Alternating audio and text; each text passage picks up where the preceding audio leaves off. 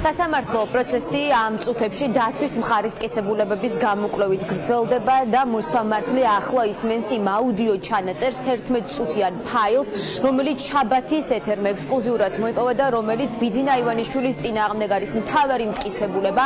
ამ აუდიო მასალაში ნათლად ისმის და დასტურდება ის, რასაც გიორგი ბაჩიაშვილი თანაინვესტირების ფონდის ყოფილი ხელმძღვანელი მთელი ამ დროის განმავლობაში ამტკიცებდა, რომ არც ერთ შეთანხმების ეტაპზე არ ყოფილა საუბარი იმაზე, რომ ბიძინა ივანიშვილი უნდა ყოფილიყო მისი მაინინგის ბიზნესის ინვესტორი ან ბიზნეს პარტნიორი და რომ ერთადერთი რა როლიც ბიძინა ივანიშვილს ამ საქმეში ჰქონდა იყო შუამდგომლობა გიორგი ბაჩიაშვილსა და ნატო ხაინდრავას, ანუ ქართულ ბანკის დირექტორს შორის, რომ აღნიშნული თანხა $5 მილიონი ბანკიდან სესხის სახით გიორგი ბაჩიაშვილზე გაეცა. დღევანდელ სასამართლო პროცესზე ამ აუდიო ფაილის გარდა გამოიკვლეს ის წერილობითი მტკიცებულებები, რომელიც საქმეში დევს და დაცვის მხარეს აქვს წარმოდგენილი.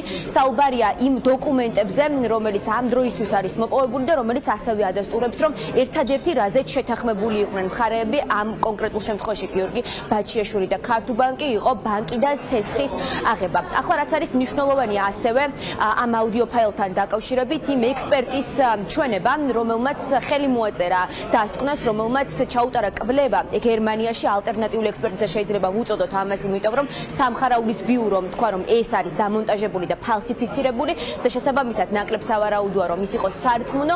გერმანიაში კი ექსპერტებმა ნათლად და მკაფიოდ თქვეს, რომ ამ აუდიო ფაილზე მონტაჟის კვალი არ არის, დასტურდება, რომ ორი ადამიანი საუბრობს და ეს ორი ადამიანი არიან გიორგი ბაჩიაშვილი და ბიძინა ივანიშვილი. ეს ექსპერტი ფიზიკურად ჩამოვა საქართველოში და 4 მარტს მისცემს ჩვენებას. საინტერესოა ამ ჩვენების შემდეგ რა პოზიცია ექნება ბრალდების მხარეს, ან რა კითხვები ექნება იმ ექსპერტთან, რომელმაც ყველაზე კვალიფიციური დასკვნა შეიძლება ითქვას დადო ამ საქმეზე. დღევანდელ სასამართლო სხდომაზე ჩვენ გამოვიკლევთ ჩვენი მხარის მტკიცებულებებს. ეს იქნება ყველა ის დოკუმენტური მტკიცებულება, რომელიც ამტკიცებს, რომ ეს იყო სესხი და რომელიც ეფუძნება რეალურ დოკუმენტებს.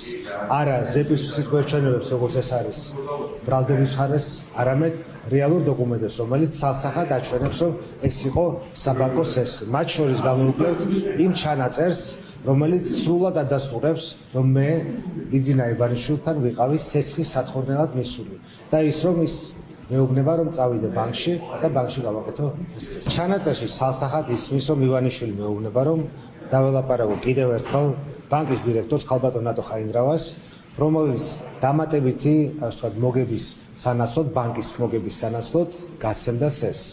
ზუსტად როგორც ამ ჩანაწერში არის, იგივე დღეს მე შევხვდი ქალბატონ ნატო ხაინდრავას და იმავე დღეს ბანკმა დაამტკიცა სესხი. ანუ გამოირიცხა და გამორიცხულია ნებისმიერი სხვანაირი ამ საუბრის ინტერპრეტირება, რაზეც აპელირებს ივანიშვილის მხარე.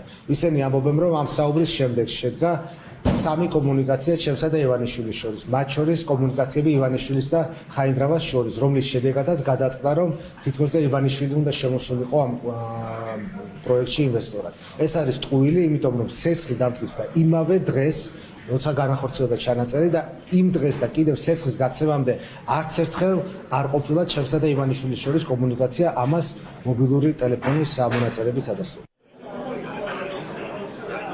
უკვე გაწერილია შემდეგი 4 სასამართლოს სხდომა, როდის ჩაინიშნება 4 მარტი, ეს არის თარიღი, როდესაც გერმანელი ექსპერტი თბილისში ფიზიკურად ჩამოვა სასამართლოში მოვა და ახსნა განმარტებას გააკეთებს იმ დასკვნასთან დაკავშირებით, რომელსაც ხელი მოაწერა. 6 მარტი შემდეგი სასამართლო პროცესის თარიღია, სადაც სავარაუდოდ გიორგი ბაჩიაშვილი მისცემს ჩვენებას.